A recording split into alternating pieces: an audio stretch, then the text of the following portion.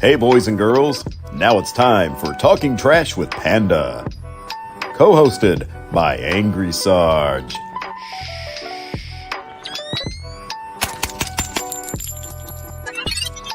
Yeah, let's go. Now here's your host, Tactical Trash Panda.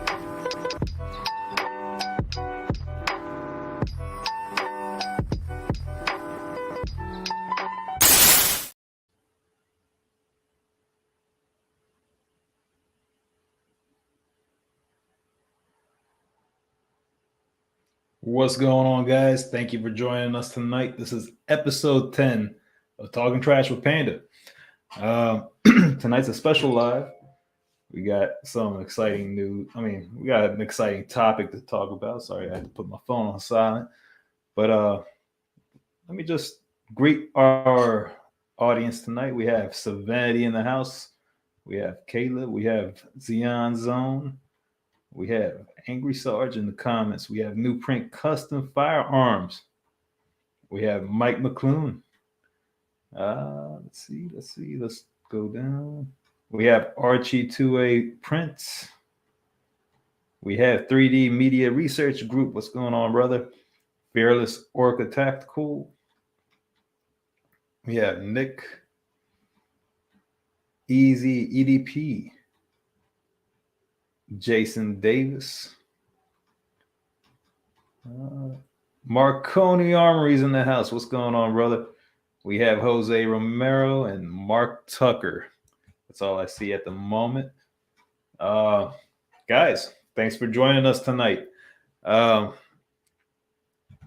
to give a shout out to our show sponsor, New Print Custom Firearms. And also, there you go, New Print Custom Firearms. Check them out if you are interested in any laser engraving, optic cuts, Cerakote. You see it in the picture. They do amazing work. Also, I want to give a shout out to Freedom Crew University, because if you're a new builder or if you've been building for a while, look, YouTube, they're not allowing us to post any of the good stuff anymore. So if you really want to learn, go to Freedom Crew University. We got the best builders in the nation here together. As you can see, the lineup here to help you with your new project. And we all know P80 just came out with their new bridge frame.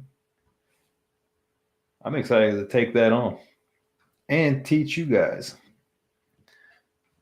That being said, let me bring in my awesome co-host, Angry Sarge.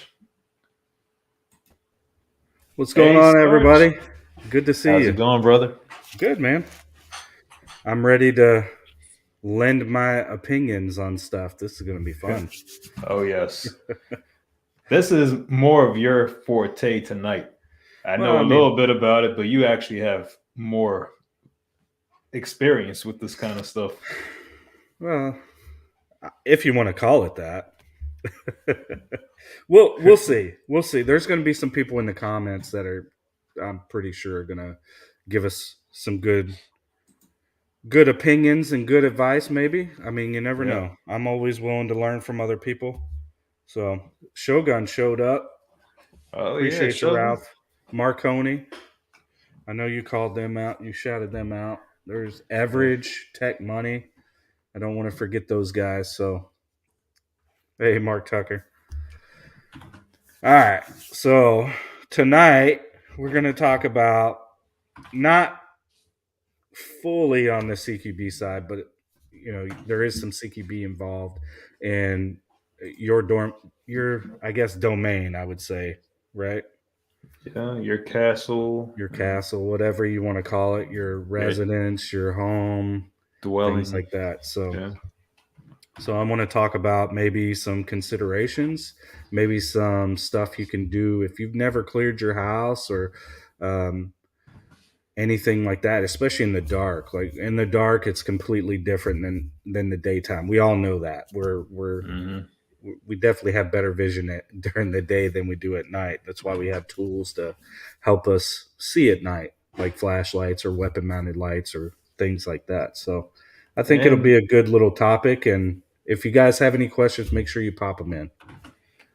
And if you're fancy, you got night vision. Yeah. But I know a lot of us don't, myself included, which I will be looking into in the near future. It's not my number one priority at the moment.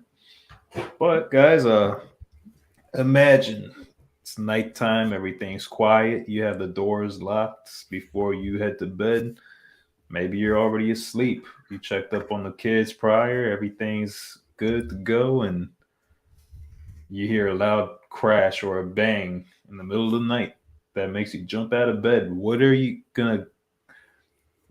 What's the next step after that? What's your bedside firearm? Have you prepared for a moment like this? Do you know your house corner to corner? These are all things that goes through your head, when you think about these kind of things. Do you have a weapon mounted light? Do you have body armor? I don't know. You don't know what you're going to encounter. Sometimes it could be a regular break-in individual, or it could be a group of guys. So, Sarge, what do you think about this topic? So just dealing with it and the things that I've come across with home invasions and or burglaries or whatever we want to call it, because some states are different. They call them not home invasions but other stuff. So pertaining to that, what we typically deal with is crews. People running in crews or kicking the door. They're using different tactics to try to get in, like the pizza delivery guys. That's a big popular one right now, pretending they're delivering pizza or something like that. So you go into the door and having that shocker when you find out that you're getting robbed or whatever the case is. But I mean, typically, like, think about the nighttime. You go to bed, there's a bump in the night, someone kicks down your door. That's probably the scariest thing you can come across. But I mean, what do you have? I mean, if you're the person that keeps a pistol or a shotgun or a rifle beside your bed, why do you do it? Like, is there a reason behind it? So finding out that why and understanding, what could be more appropriate. Like, a shotgun's great. I'm not gonna lie. Shotgun's great. It's a great tool, especially if you're using, buckshot, birdshot, whatever you have to do, thinking in that mindset of, you got to remember there's other people in your house, or there may not be. You may be alone or whatever, but like me, I have to think about my family, and it's a different process for me when it comes to clearing my house, because we're on the bottom floor and my kids are on the top floor.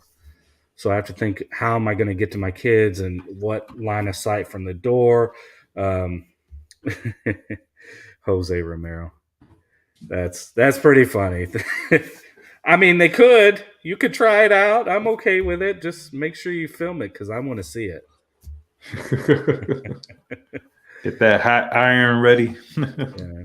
So you have to there's a lot of stuff you have to take into consideration and stuff, especially like, say, for Panda, for instance. Like, if you live in an apartment or a condo or something like that, and you have neighbors on the sides of you, you start firing through a wall or through an apartment, and it goes through a wall and kills somebody, you're responsible for that round that comes out. So it's definitely definitely something you got to think about when you're picking what you're going to use to protect you and your family. So I meant to say townhouse, not apartment, but condo, townhouse, whatever. I mean, those more confined areas where it's like I'm in a house it's completely different. We have upstairs, downstairs. So I got to think about a lot of how am I going to get to my kids and break whatever line of sight, because if they're coming through the front door, which if they came through the garage, I'd be really surprised because that's very rare, but it could happen. But if they're coming through the front door, as soon as I come out, the stairs kind of give me some kind of concealment so I could peek it. But at night, the element of surprise, everything fast. If you're going to move on something, you need to move.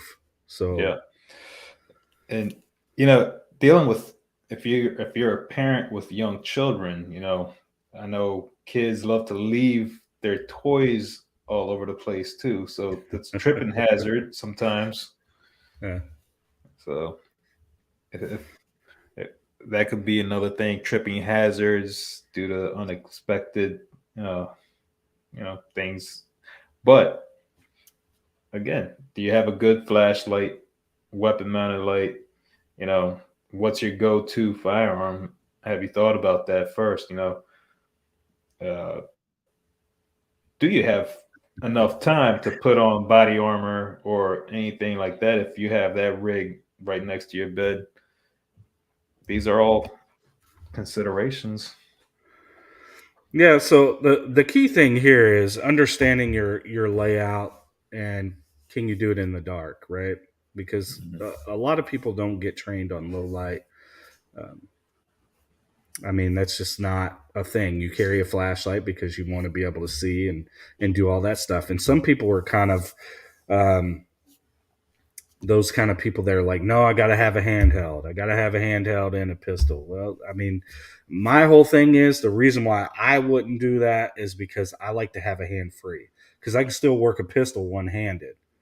But now try holding a flashlight and trying to work a door and all that stuff. Have I trained it? Yes, I have, because earlier in my patrol days, we weren't allowed to have weapon mounted lights unless you were SWAT, which to me just didn't make any sense because I've carried those kind of things for a long time in the military.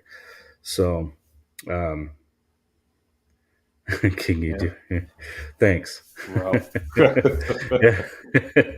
So there's a lot of things to consider when you're doing that, and the key thing is have you just walked around your house when it's dark? You turn off all the lights and just kind of walk around and see how long it takes for you to gather your night vision and be able to move like that. Now, when you add a light, guess what happens? You're gonna add that light, and it's hard to get back your night vision as fast as you want it whenever you turn it off. So also, you got to think about different lumens of light too, because if it's dark, your eyes are adjusted to dark for the most part too, and you turn that high 1,000 lumen, 2,000 lumen flashlight on, not only are you going to blind whoever that's intruding your home, but you're going to blind yourself too.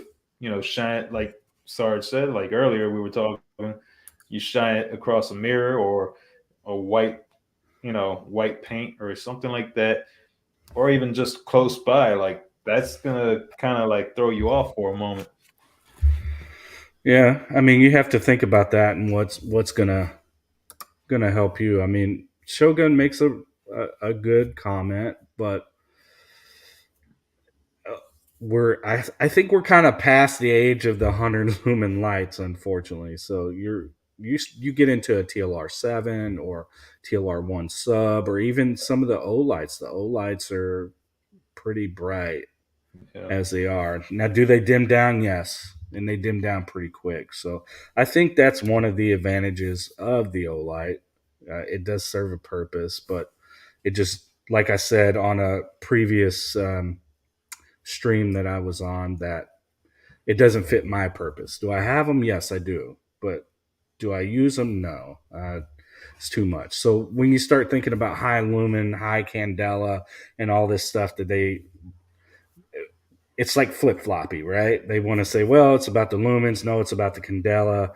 So to me, I just look at it like when it's dark and I point it at a white wall, how bad is that going to come back and smack me in the face and mess up my night vision. So those are things to consider. So when you pick a light, be purposeful. Hey, I'm going to use it for this. This is for my bedside gun, stuff like that. So you definitely have to really think about what you have and why you have it, what its purpose is.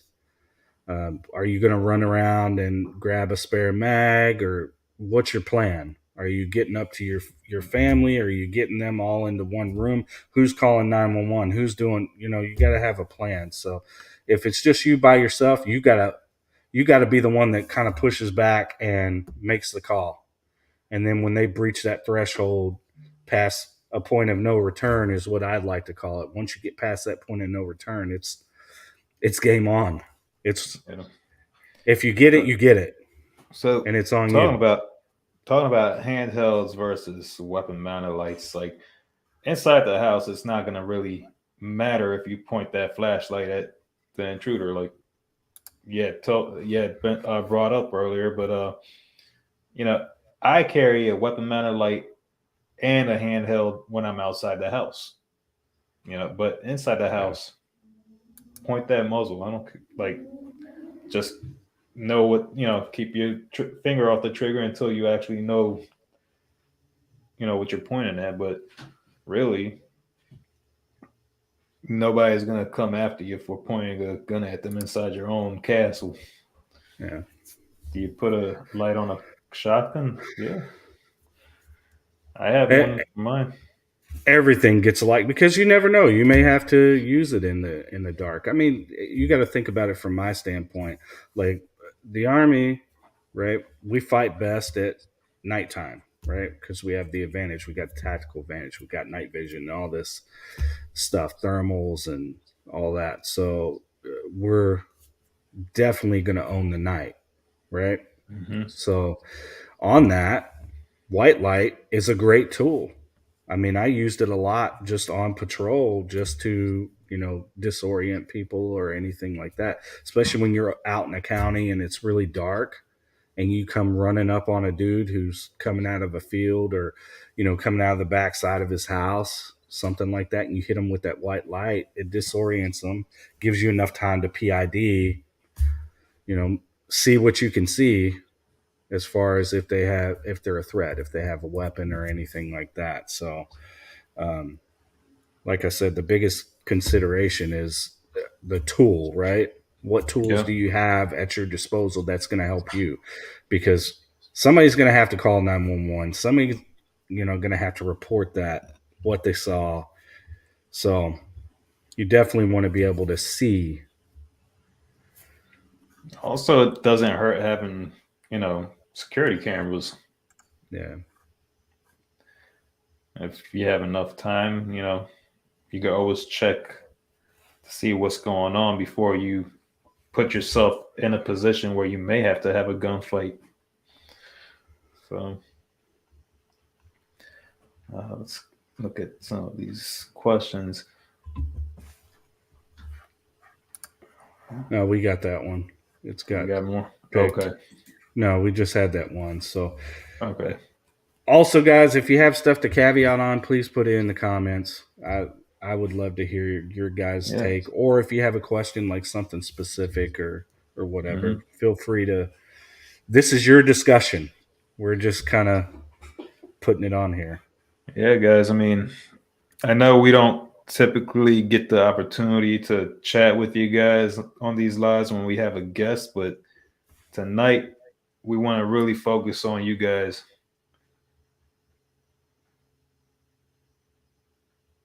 Okay, Jason says tritium lights. Be honest, that's a good one. Tritium sights in case you go full. Yeah, I mean, definitely. You still want to have night sights and stuff like that, so that way you can point at a shadow. But always, you don't know. Go ahead. You don't know what you're pointing at, but you can see your sights. But you can see a silhouette, but you can't really tell what's in their hands until you shine a light on them. Right. So I know some people like me, I have nods, right? Not trying to brag or anything like that, but it's what I'm accustomed to, and I can use that and stuff like that. But not everybody has that, so you got to think about how you maximize your own night vision, your natural night vision. Yeah. Being able to move, like we'll talk about moving using white light and how you can use that as, I'd say, an advantage, because I like to hit an area, turn it off, and move, right? And then when I hit it again, I'm somewhere else. So it confuses whoever's inside your house. If they're looking for you, which you never know, they could be looking for you, or they won't be looking for you. As soon as they start seeing lights, they may bail out and leave. But if you have an aggressor that is like, I'm here, I've got a gun, I'm going to do something, then, you know, the best advantage you have is using your tool to kind of, I guess, trick them into saying, oh, well, I'm here. And then I hit over here, and they don't know if it's one or two people. I mean, that's how I do solo clearing. Whenever I was on patrol, there was times where I couldn't get another officer. It'd take them 15, 30, sometimes 45 minutes to get to me in my location. I can't wait. There's sometimes some things you can't wait on. And to solo clear, I would do that. Popping the white light, moving, and popping it again, just enough so I can see, right? I want to get a quick peek, and then it's off, and I'm moving, right? And you want to be able to peek not only what you're looking for, but peek where you're going too. And that's why I stress the whole on and off, right? Yeah, and honestly, like tactical wise, like if you keep that light on before you see the aggressor, like the bad guy, they may actually see, they're going to see that you're coming or your position as well. So you may not see them, but they see where you're coming at. So that's why temporary on off is always a good idea, because they may see one position, but now they don't know where you're at. Right. And it's a game. Like, they don't know how many either. Like, if you're quiet and you're just moving and you're just popping it here and popping it there. I mean, I can tell you, during one of our SWAT trainings, we're doing a demo showing how effective just two lights can be from a rifle and a pistol, right? Combined. And we actually moved a whole SWAT team past us when we popped the corners, right? And moved a whole SWAT team. So, 10, 11 dudes passing by us, and they didn't know how many people were, there. So it's a good tool. It's a distractionary device if, it can be used for that, which I have. That's why the strobe function can be beneficial as well. Yeah. So there's a lot to it. And I mean, this is a conversation, especially on a range, when you start doing this stuff and moving and shooting and using the light and all that stuff. There's so much involved in it. It can be kind of overwhelming because there's so many things to consider, especially when you're talking about your location, concealing your position, and things like that. There's a lot to talk about. So we could probably talk about this for a long time, but I'm just trying to keep it simple and give you guys some thoughts. Some guys, I've heard, with the electronic muffs, I've heard that certain electronic muffs, if you want to wear it inside your house, are good because they're still going to protect your hearing, and you're gonna hear, but also there's protective electronic muffs where, like, you can hear from both, so you can see that, like, you can hear directional wise too. So if that's an option, Yeah. Well, I mean, I would think about it like this: what are you really going to grab? something goes bump in the night, are you going to go grab a plate carrier? You're going to go grab your war belt. You're going to go grab your ear pro, your helmet, and all that. No, you ain't got time for that. Once it comes and it's going down, the key thing is understanding what's your plan, right? What are you doing first? You're grabbing, you're making sure you're good to go, you got ammo, and you're getting your family or yourself to a safe place, right? Yeah. Because realistically, they come to my house.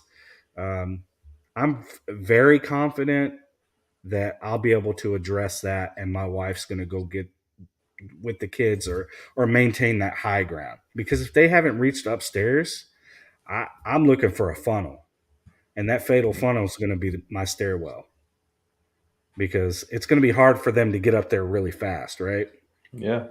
So if I can keep my family up there and keep them safe while I'm doing work, then I'm okay with that. I'm comfortable with that, because typically, what? Gotta keep the views up. Okay, sorry. So appreciate it, Shogun. Thank you, man. I'm reading comments, but yeah, to finish what I was saying, it's you always look for the advantage in your household, and for me, it's going to be the second floor. I have a lot that we can keep covered, and I have the advantage. High ground is always the advantage. If you play Call of Duty, high ground is the ultimate advantage you can have. Yep. So let's see right here. We have 45 ACP for home defense or 9mm hollows. Well, are you asking my opinion? Because I'm going to say whatever I have, and I'm going to tell you it's probably a 9mm, and I'll use ball ammo, but I keep some critical duties in the bedside. So I got a little bit more space. So if I pop a 9mm ball, I'm not worried about it. Okay, so here's another scenario where we talked about living scenarios. If you're in an apartment or a townhouse, whatever, like, and you have neighbors right there too. 9mm has more of a penetration than 45, because 45 is a lot slower too. Slower, yeah. So that could also come into play. But through walls, you got to think about it like this: through walls, right? If you got more like me, you've got brick and studs. You never know what you're going to hit on the house, right? But at least my outer walls are brick. Inside, I have to be concerned. 9mm, 45, it doesn't matter, because all it is sheetrock. Maybe I'll get lucky and hit a stud. You never know. You don't want to take those chances. Yeah. Hell, I mean, personally, I like 9mm more because you get more rounds in your magazine. You have higher capacity. 45, I mean, it's a hard hitter too. So it's personal preference. I am not against it. Honestly, I prefer sub guns. So PCCs, something like that, like an MPX or the Flux Raider or the SMC, one of those.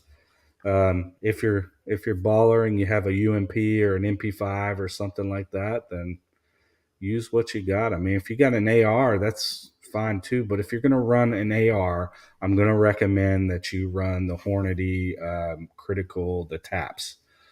That's what I've run in my shooting that I did. The way that round's set up is a lot better as far as not over penetrating, like things like that. So there are things that you have to consider, right? But I'd recommend you run the TAPS or something like that, the VMAX or whatever. But for you, it's all up to you. But all I'm asking is for you to think about what it is that you're going to carry, right? Why you're going to carry that, what tools you're going to have with that, your placement, and then train, right? And how you can train is doing stuff that I do. I have a laser pistol. I have the Mantis for my rifle. Um, there's so many things that you can do, but getting that practice in and getting those reps and then turning off all the lights and doing it, right? Knowing your house and then hitting the light. So that way you can see, okay, well, if I hit this wall, it's going to blind me out, or I got to be careful when I'm going into a bathroom because I'm going to hit a mirror and that's going to come back and be my best friend in my eyes right here. Yeah. There was something I wanted to mention, but I've just slipped my mind. Let's see. Any thoughts of a laser? A what? Oh, we can go back to that. Obviously, a pistol is one. Most people are going to grab a pistol. Yeah. Oh yeah, I wanted to talk about red dots or green dots, any kind of dot sight, along with your pistol light. It could also throw off, that dot for you too. But it could. I prefer dot sights. I don't really run irons anymore, so just take that into consideration. Like, try turning on the light in the dark and see what happens to that dot inside. If it's gonna just take it away, or throwing on your light and all that. I mean, if it's nighttime, you can do all the adjustments and stuff like that. You may have time, but typically, though, on anything that's close quarter, it's going to be point shooting. Let's just be honest with ourselves, and it's going to be a point shoot. And how I teach that is the back plate. Use the back plate. Aim the back plate. If it's a Glock, if it's a SIG, put that back plate. Beretta, put the hammer, because the hammer's in line with the firing pin. So it's pretty simple. Matthew does bring up a good point using 22 LR. You just got to make sure you have good, reliable ammo. 22 is not very dependable when it comes to, let's just say the primers in 22s aren't very dependable. So if you're not getting good ammunition, you may have a dud. But I'm sure if he's using that, if he's going to use that for home defense, he's probably thought it out and he's probably got the rounds picked. Like me, if I'm running my 22 suppressed, I'm running Gemtex, and that's what subsonics. So plain simple, I know it runs. I know it's going to do what it's supposed to do, so I'm good with that. But I'm also running heavier rounds because it's going through an AR, right? Mm-hmm. So the heavier the round, the more reliable it's going to be in that situation. So, I'm sure he's messed with it, and he could probably tell us exactly what he's using and all that stuff. Shake and wake only. Yes, that's a good idea. Have you a Swamp Fox or any of the shake awakes? It's a good idea. Some people are budget and they can't afford like Gucci stuff. I'm not running Trigicon RMRs on my pistol or the SRO or anything like that. So my dots are all Holosun. Yeah, I've got Holosun. I've got Swamp Fox. My duty pistol has a Holosun 508T on it. So that's what I use. I stay with the 507s. I do have that RMR that I won, but I didn't buy it. I won it. Then I was sent over a Swamp Fox. Thanks to Bourbon Operator. I appreciate that, brother. See a bunch of these comments. With YouTube, there's the live chat, and then you have an option with top chat and live chat. So you got to go to your chat settings. And if you want to see the live chat, that's probably what's going on, Bourbon. Yeah, and then plus we're doing 2 streams too. That's true. So if he's looking at yours and he's not on mine, then he won't see those comments and vice versa. So right. Shotguns, Jose Romero, I'll address this. I don't have a shotgun on standby inside the house. It's in my safe. I keep stuff in my safe. But inside the house, I run something that not only I can use, but my spouse. Like if I'm not here, I want her to be able to feel comfortable to use whatever it is that we have. So yeah, think about that too. Communication between spouses too, because if your spouse knows how to use a firearm, now you can. Well, I mean, you got to have roles too, because like say in your situation where y'all don't have kids, you guys could, team up or she could be the one calling 911, have a pistol to protect herself or rifle, shotgun, whatever. Yeah. But like in my situation, it's going to be my wife's taking what she's got and she's going to the kids. That's priority number one. I'm going to cover her to get there. And then if it's more than one, then we're just kind of I'm going to clear the house. That's just my plan. She's going to be the one calling 911. I'm going to be the one putting myself at risk, which for my family, you do what you got to do, and I don't care. Right. It's a part of it. You're not going to come in and mess with my wife or my kids. It's not going to happen. If I'm here and I can do something about it, it's not going to happen. I agree with you. I believe Chicago Mike was asking you a question, and what's your thoughts on a Stoker? I don't know enough about them to say yay or nay because I grew up with Remingtons and Mossberg. Those are just standard duty firearms that I've used. So me branching out to something new, I'd love to, but it's got to come out of my pocket, unfortunately. And do I want to spend money on something that I don't know? I guess if I have enough interest in it, then I would, but I don't necessarily have interest in it yet.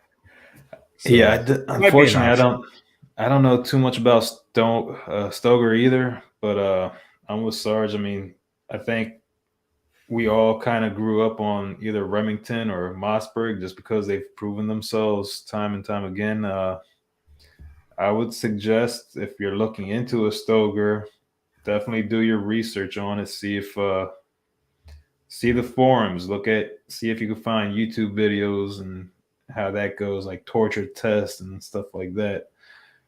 I try to do that anytime I'm thinking about buying a firearm that I've never purchased before. Is I try to do as much research on it before I spend my money on it.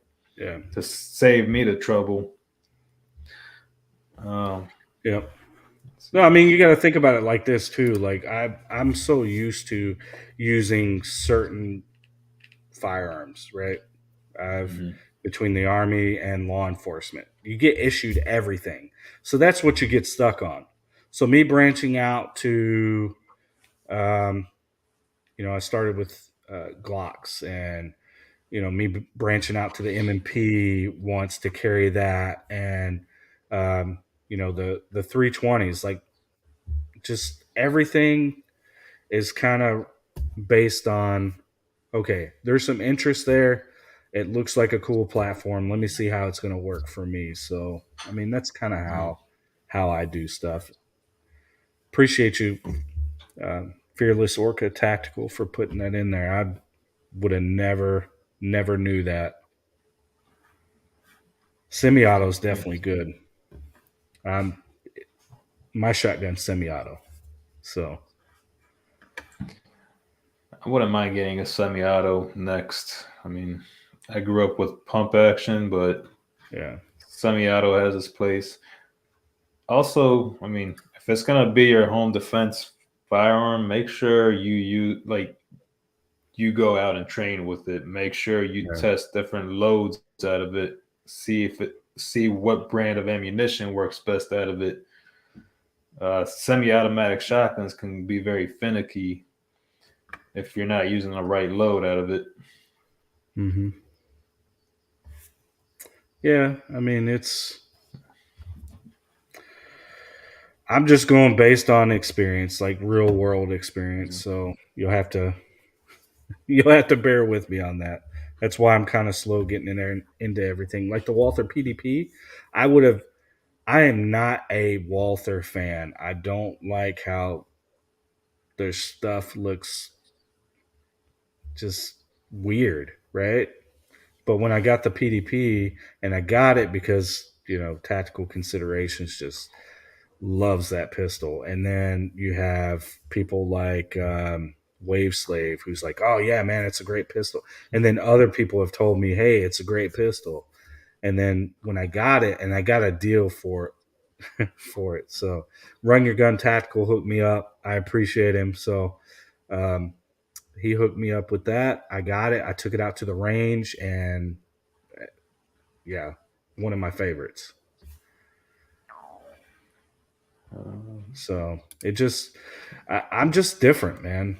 Like, I'm so used to like duty made stuff, but I'm opening up more. I'm trying out stuff like, moving from Trigicon to Holosun, trying out the Swamp Fox, which I'm actually pretty impressed by the Swamp Fox dots too. So moving into different things, primary arms, whatever I can get my hands on that's going to make sense and not have my wife murder me for spending money.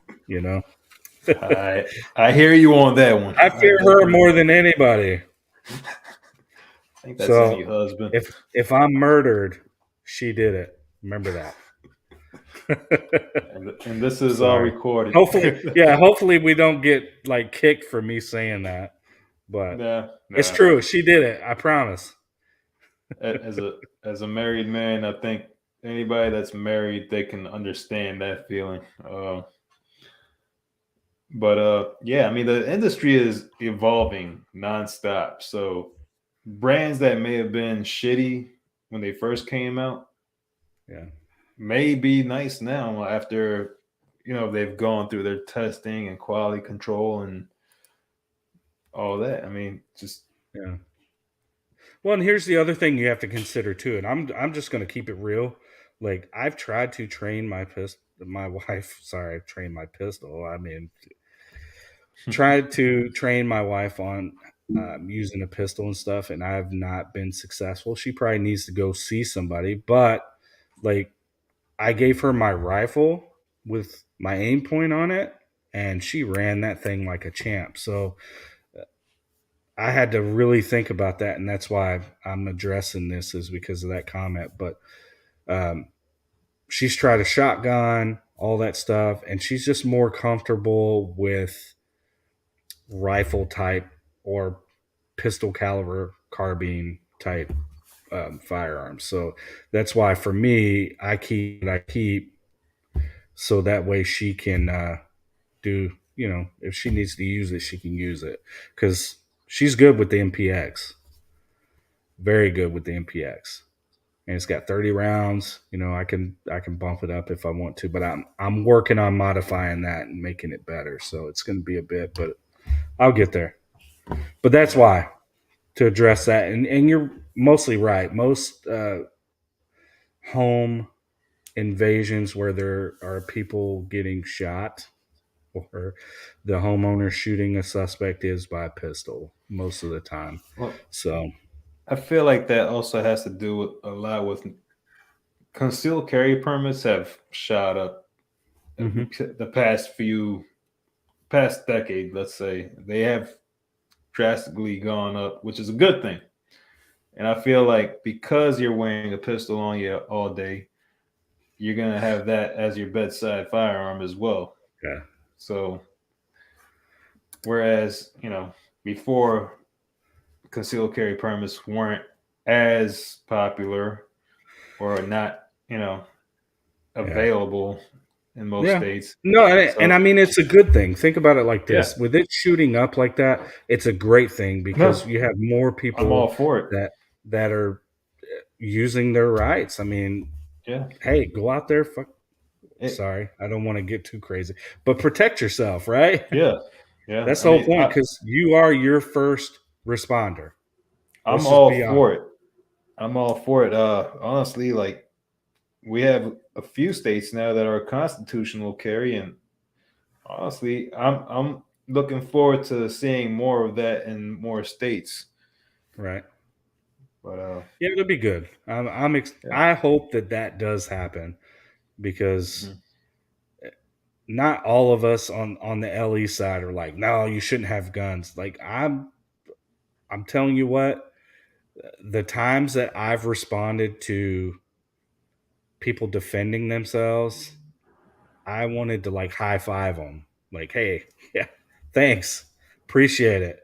Yep. You got to do what you got to do, Yeah. because like I said, you're your own first responder, and that's just the way it is, and it's unfortunate, but um, that's how it's got to be. But let me get to Bourbon's question.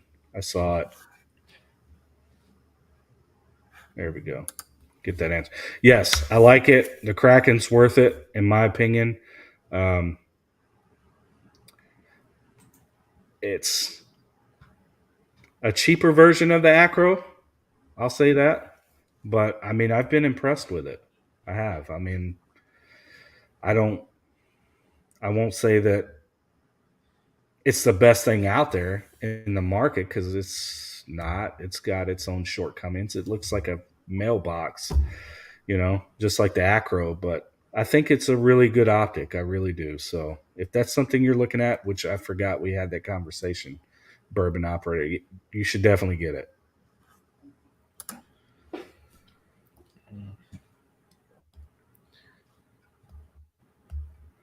Clicking. Nuco. Yeah, I'm looking at Croak's comment. Yeah, I mean, Croak, you're right, man. Hopefully you can get him out there and change his mind on that, because I think PCCs have a lot of merit when it comes to home defense. Like, people haven't gotten on that bandwagon yet, but I think it's a great tool to have, because one, you can throw a good red dot on it, and two, you can have a nice light on it as well. I mean, you can do that with a pistol, but you've got more purchase, so it's not you like this. Have two good solid hands on it. Let's see. Pretty sure you guys try cities too. I'm not. I'm in Texas, man. But I'm in the DMV. we support them, because they're one, they're in our Discord, and two, they're our friends. So we want to help our friends out, and hopefully they'll succeed and grow bigger and all that stuff. So appreciate the comment, man.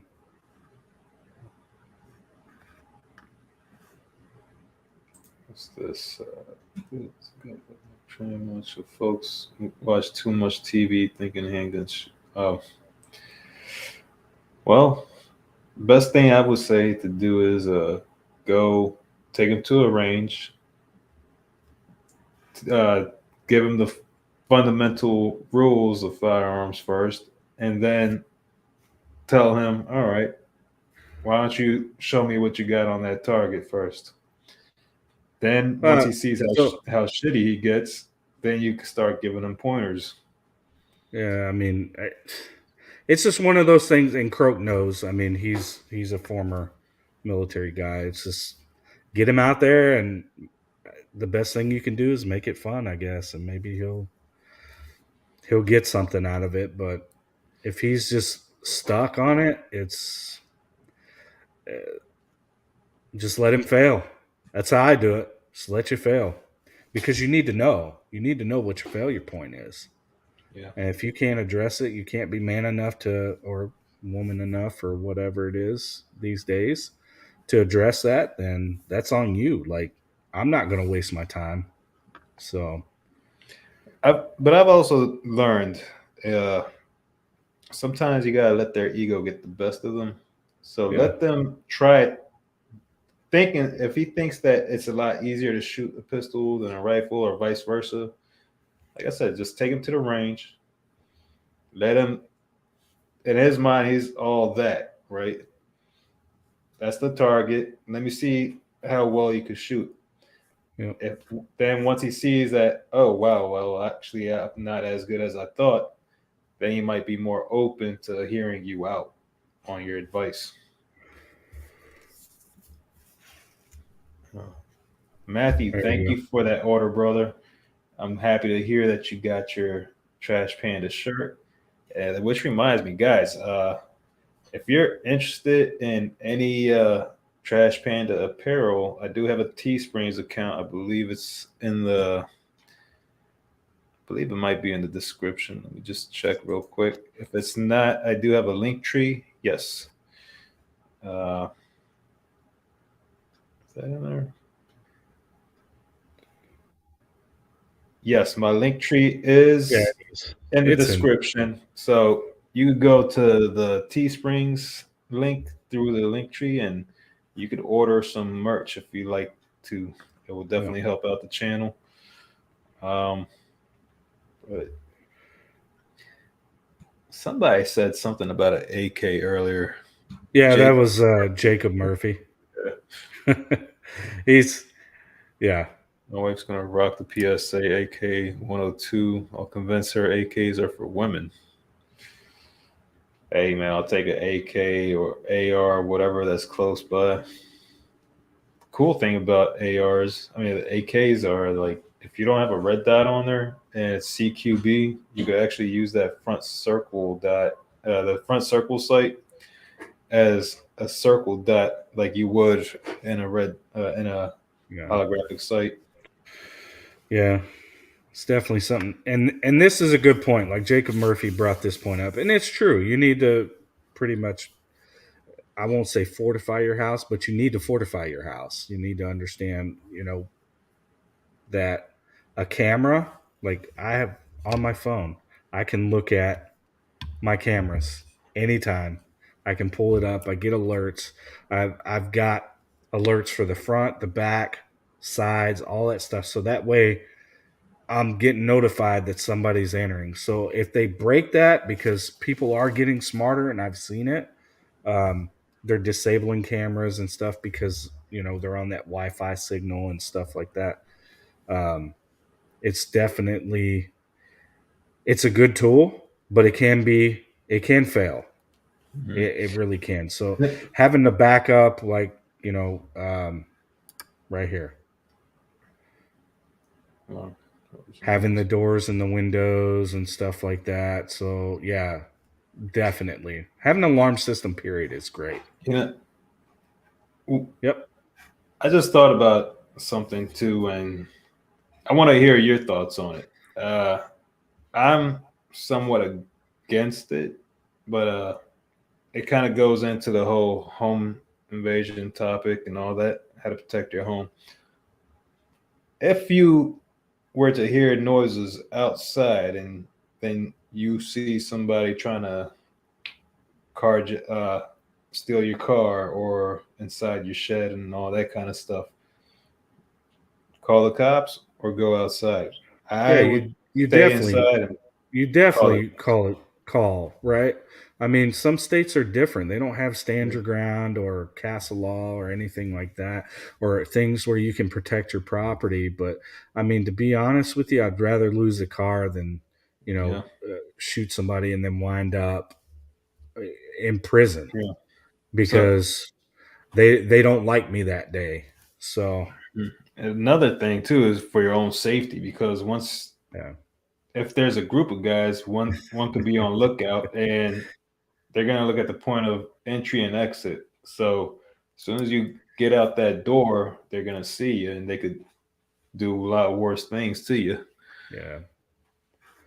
So, hard in the Dead Bulls too. We got a lot of good comments coming in.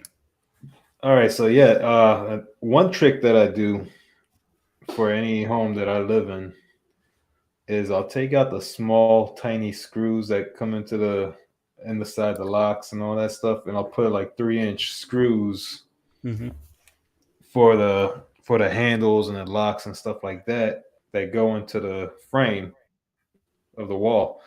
That does give you a little bit more security than those tiny 1-inch screws. Not even 1 inch, like 1/2 inch. Yep. I mean, there's a lot that we can definitely discuss. I mean, there's so many things to hardening your home and all that stuff. And I'm no expert on that. I'm not going to lie.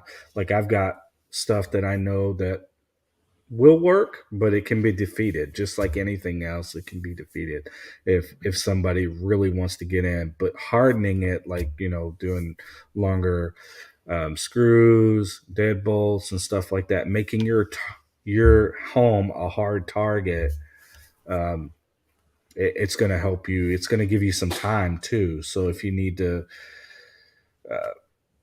contact someone, call law enforcement to come out. Like for me, for instance, I probably live about 4 miles from the police station. But just because I live 4 miles from it doesn't mean that they're still going to get here fast. Yeah. You have to think about where that patrol officer is. Is he, on the other side of this district that he works, his beat? So if he's coming from the other side, he's going to have to haul down to me. So anytime that I can buy, I definitely want to buy it. What's Sion talking about here? Yeah. Sion, what are you talking about? That's hardening your stuff. You step on plastic lawn gnomes, I guess your feet get hurt or something like that. You never know with Xeon. He's got the gnomies out there. He got the camera. He's got the spy cameras and the little gnomies. He's looking.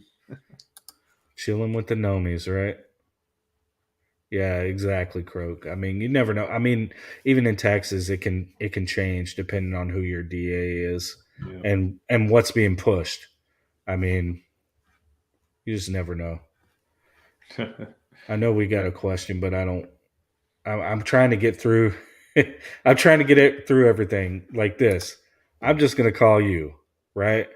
I'm just going to call you. You show up and I may not have jurisdiction. That might be a problem. But you have the knowledge. This is true. Yep. Bushes away. Keep your bushes low. Don't let them go up around the windows and stuff like that. I mean, those are important things because it does hide people. And I've seen those kind of break-ins occur, especially out in the county, man. People like to just cover up their windows, and I don't understand why. It's like if I'm driving by and somebody's breaking into your house, but you have this huge bush area that's covering it, I'm never going to see it.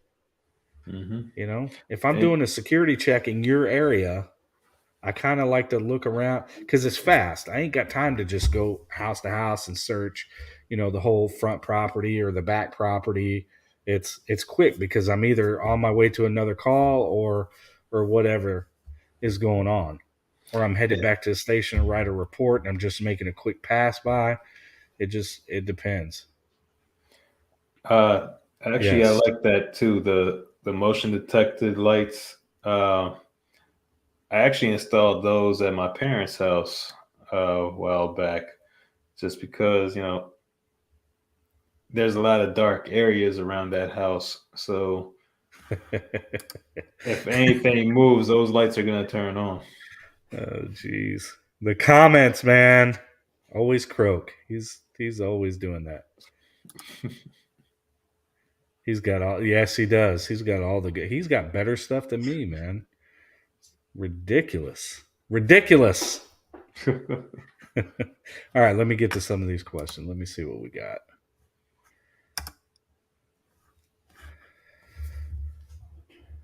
Okay, so here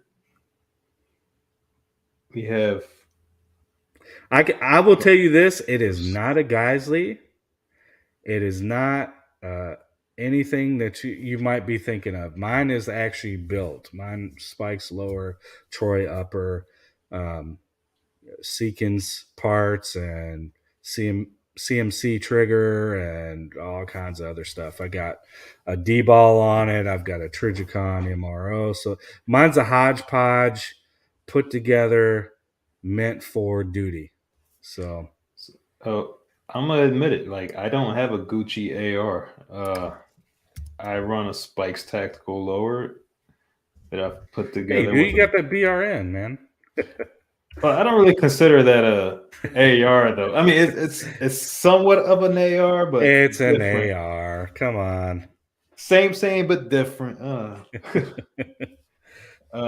Yeah, I got that BRN 180. That I would say, if it comes to like an AR style platform, the BRN is the most Gucci one that I own. Yeah. I don't want to butcher this guy's name. Barantos. Okay, Baranto rates it. I think the worst advice. So I will. Is John Lovable. Okay. Yeah, I will say this. Okay, I think he has a valid point, because he's like, well, the louder it gets, the more it's going to scare people off, and it's true. I mean, if you're starting to bark inside your house with an AR and you're letting go of a few rounds, if there's potential for multiple people to be there, yeah, I'm pretty sure they're going to take off running, right? So I understand it. The whole quiet thing and preserving your hearing and stuff like that. I mean, I'm going to be honest with you. When I shot in my shooting, I was shooting a 10.5-inch AR outside, of course. But I had no ear probe because it was just instant. I heard a gunshot, I'm going toward it, and the next thing you know, I'm getting shot at, and I had to react. I couldn't. The only thing I can tell you that I physically heard was, one, the guy screaming after I shot him, and two, the bolt cycling. I could tell you exactly how many rounds I fired because I could hear the bolt cycle. So it was kind of weird, but it's true when they say auditory exclusion and all that stuff. Just like in the military, some of the firefights I've been in, I really didn't hear much. I was just so hyper focused on my surroundings and making sure I wasn't going to get killed, and making sure I was, putting rounds on target, that it's true. And you can get tunnel vision, and having, we can go over that another time, but learning how to get out of that is a whole different topic. But yeah, I mean, there's some merit to it, but I think it's all about what's going to work for you. If you want to use a suppressor, use a suppressor all day long. If you got it, use it. Like me, I'm not going to use a suppressor. That's my suppressors are for duty related things now, because I know that the chances of me getting into a gunfight on the job is going to be a lot higher than somebody, coming into my house. So those are the things that I think about. Let's see. And then we got Xeons. But that was a good comment. I mean, it made sense. I mean, I like to hear from you guys exactly how you feel and what you got going through. So, yeah. So he just said that he thinks it's still going to be loud. Yeah, I mean, it's not going to be quiet unless you're running like 300 black subsonic. But even then, it's still going to be heard. Nothing's ever fully suppressed. I mean, the 22 is really quiet, right? But you could still hear something from it. It's hearing safe. But yeah. Farmer James is in the house. Taking my wife to dinner cost me the live on this tonight. Hey, family first. You gotta. Definitely. That's why we do these shows every other week, so we could still do nice things with our families. So don't worry about it, Farmer James. It's important. No Xeons, no. Come on, man. It's all dependent on you and how secure you want your house and how much training you want to go through and all that stuff. It's really up to you. All that you need are like ideas, right? Considerations. You need a firearm. If you're going to add lights, lasers, or whatever stuff you want to put on there, put it on there, train with it, and then start thinking about how you harden your house or make your house or apartment or wherever you live a harder target. Yeah. And I mean, some apartments, those are the limitations. Now, when you get into apartments, is that you can't do all this stuff like, throwing screws and other deadbolts and stuff like that, because you have to get approval from somebody else, and they may not want you to do that. So you can get you can get certain types of gear that off Amazon or the hardware store. I know they sell those little buzzer kits for when you open the window, it'll buzz, and those come with like 2-sided tape. You can get those off Amazon, and there's no drilling or permanent attaching. So that's one thing. If you're thinking about like if you got a balcony or something like that, and you can't hardwire any kind of alarm system, you can get those little buzzers, and you could always take them back off when you're ready to move out. Yeah. I mean, I haven't. What was it? I was in an apartment for 8 months, and like I didn't even think about that. I was just like, okay, I'm there every day because I was still going through my medical stuff and with the Army. So like I couldn't work or anything like that because I was getting paid to go to medical appointments and stuff like that. Yeah, I feel like with apartments and stuff like that, you don't really have much to worry about unless you're on the ground floor. And that's just going to be easier to get into. But like, if, let's say you're on the second or third floor, nobody's going to come in through the windows. Yeah. But I can tell you that is a very hard thing. So the biggest thing that I'll say is visibility, right? The benefit you can have to land, right? You want to have trees and all that stuff, but your line of sight from your entry points, you should have the advantage. And I'll tell you this story real quick. There's a guy that I was always afraid if we got called out to his house, it was going to be not a good. People were going to die, right? So he has a nice house out in the county. His whole front side and back is clear. So you'd have to make an entry from the sides, right? Because it's his property and other people's property and stuff like that. But this dude had a machine gun, legally, a machine gun. So I was always afraid that if I had to go serve a warrant on his house or put him in custody or anything like that, and he just flipped his lid, he's got the full advantage because he can see. He's got 5 acres from the front of his house to his gate, right? We're going to come up because we're coming in cars. Even if we tried to come in through the back, that's 15 acres. If we could get in through the back with a Bearcat or something like that of open area. So we're going to get seen. The only way you could feasibly do it is if you came in from the sides, but you still have to worry about the line of sight there as well. Because once you clear the brush, you're out in the open. You've got nowhere for cover or concealment or anything like that. So that best things are lines of sight and being able to see from your house to the front of the road. And it helps me, like if I'm out on patrol and I'm looking and I go by there every day and I see a car that doesn't really match that house or whatever. I mean, they could call it profiling or whatever, but I'm looking, right? Taking a look and trying to make sure that if they belong there, they belong there. If they don't, there you go. So, I mean, there's, like I said, the best thing you can have is line of sight, right? And then cameras and all these different things. And you can get trail cameras, you can get all those things. and put them up. That way you can spot anybody coming into your property and put them high. Don't ever put them low.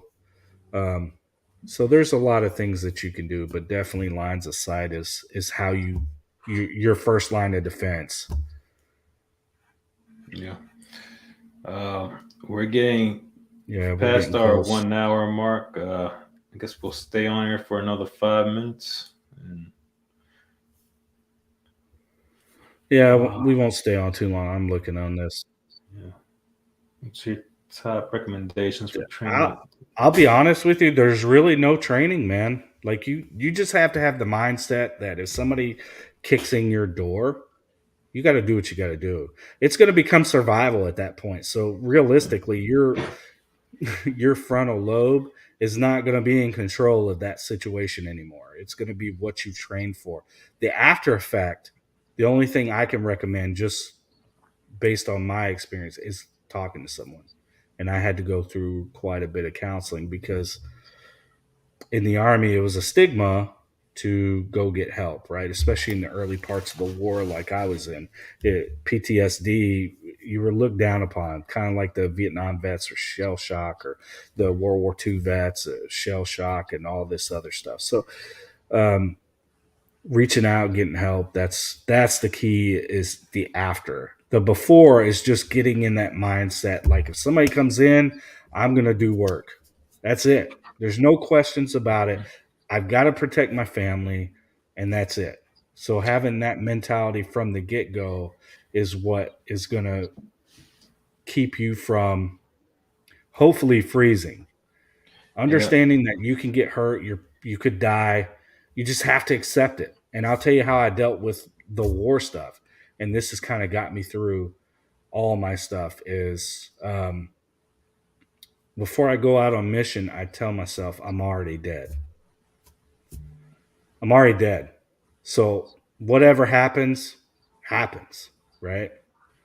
So when I go out there, I am clear. I'm clear. I understand that I can get killed. I've been blown up a few times. I've been shot at a lot. But I never was killed. I never lost my limbs like my buddies or things like that. So it just, you can never be prepared for everything.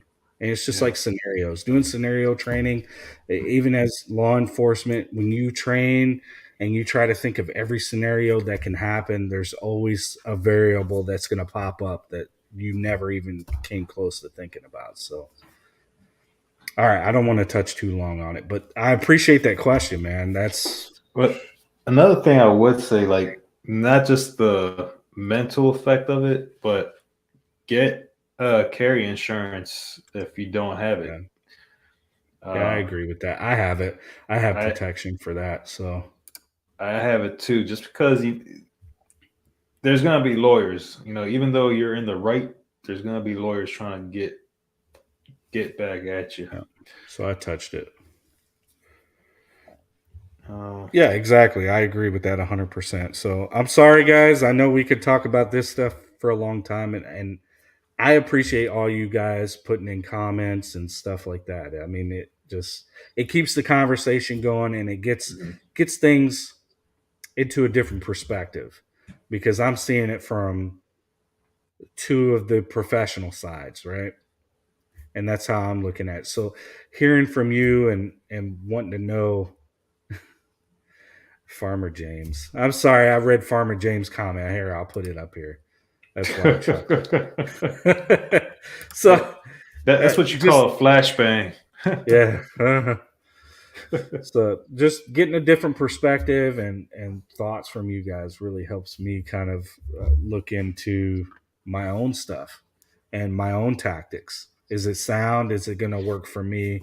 And how can I help someone else? So that's the whole point, is getting the purpose behind it. And if I can bring you something of purpose and value, and then you have other people like Croak and some other guys in here that put some funny comments, but put some legit stuff in here. So thank you, guys. I appreciate you. Guys, I guess we'll call it a night. And thanks for coming in and interacting with us. This was actually really fun tonight. Yeah, it was a good. I mean, we were trying to get a guest on, and it kind of fell through. And I'm glad we got to have like a little touch on this conversation. So we're gonna have to do these more often. Maybe we'll have a guest one show out the month, and maybe do these. It's a possibility. Take some topics. So if you want to come into the Discord, come into the Discord and bring some topics with you. And those are things like this actually came from Discord, like J-Dub in the tub, and a couple other people. As soon as he mentioned it, was like, yeah, let's do that.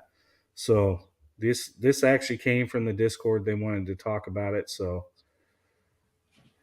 definitely hop over. We've got a good community. We've got some good dudes that we're builders. We want to learn stuff from each other. So that being said, also check out Freedom Crew University again, and if you're into the building stuff, like they're the next best place to learn the correct way to get to learn from that guy. Sorry, I pointed the wrong way. And that guy. See, you did it right. I didn't. I'm on like the opposite side. So. You know how many times it's taken me to figure that out? I have to go opposite. But I mean, definitely go check them out. Check out their Instagram and all that stuff. I'm kind of working behind the scenes. We're trying to figure out how I can get the marketing stuff going and all that. But, we're having some technical difficulties on that end. But, yeah, we'd love to see you. It's a big community, too. It's growing really fast. So we'd love to see you over there. Even if you don't want to build a Polymer 80, you just want to work on ARs or AKs or 1911s or something like that, you can definitely get some value out of that. So, but it was good seeing you all. I appreciate you coming as always. Thank you. Even if it's only 20 of you left in the live. And if you're not, appreciate it. Farmer James brought up a good point. Go check out Ralph with the roast. The roast. I believe he's on Chairman One's channel. Yeah, he's on Chairman One's. If you like to see stuff get roasted, like builds or 3D printed builds or serialized builds or anything like that, go check him out for sure. It's fun. It's fun time. Oh yeah. All right, guys. Well, I hope everybody enjoys their weekend. Stay safe. Be vigilant. Get your ducks in a row. Go around your house. Think about certain places that it might be a vulnerable spot. Might be stronger. You might need improvements, but also take your time. Yeah. Go through your house, turn off the lights, your apartment, whatever, and practice it. Because I'm telling you, when you shine a light and you don't know what your dead space looks like, which is the areas you can't see, that's the dead space, like behind a couch or a desk or anything like that. Understanding how it looks in the dark with the light shining and how you can use that to your advantage is something you have to learn.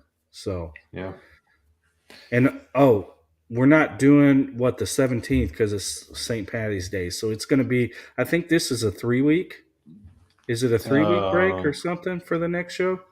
Where's my, okay. Hey, Coop, I appreciate you coming in, man. All right. I believe the next show is going to be, on the 31st. Yeah. Or was it the 24th? I think it was the 24th. It was after that. So it's not going to be the typical 2 weeks. Yeah. So because we didn't want to come on St. Patty's Day and have to compete with green beer, because green beer. Who doesn't want a green beer? So the 24th is going to be the next show. We'll let you guys know when the time comes. We'll give you guys a reminder. But set your calendars. I mean, I believe we are going to have Jason from Rogue Banshee on the next show. Yeah, hopefully he can show up. Yeah. And, if not, we'll pick something from Discord. We'll have something ready to talk about. We'll come hang out with you guys. All right, then, guys. CNT Designs, it's all good, brother. You can catch the playback. I appreciate you swinging through. Yeah. Have a great weekend, everyone. Thank you, guys. We'll see you in a few weeks. Take care.